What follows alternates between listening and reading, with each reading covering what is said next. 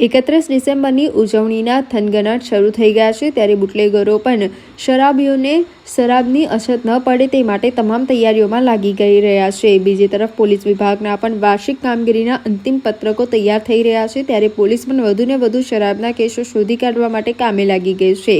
આ દરમિયાન ગતરોજ વડોદરા જિલ્લા એલસીબીના સ્ટાફને બાતમી મળી હતી કે એક બંધ બોડીનો આઈસર ટેમ્પો ગોધરા હાલોલ થઈને વડોદરા આવ્યો છે અને હાલમાં વરણામા પોલીસ મથકની હદમાં આવેલી મહાદેવ હોટલ પાસે ઊભો છે। જે બાતમીના આધારે એલસીબીના સ્ટાફે વર્ણનવાળા આઈસર ટેમ્પોને કોડન કરીને તપાસ કરતા તેમાં આઈસર ચાલક પ્રકાશ ઉકાર અવસ્થ્યા મળી આવ્યો હતો।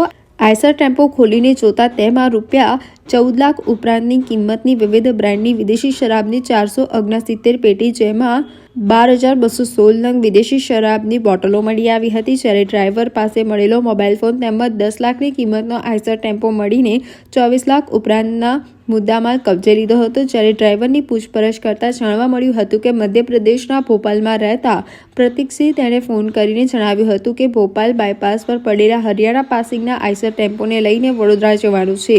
જે નિવેદનના આધારે ભોપાલના પ્રતીકસિંહ નામના શખ્સને વોન્ટેડ જાહેર કરીને વરણામા પોલીસ મથકે પ્રોહિબિશનનો ગુનો નોંધવામાં આવ્યો છે।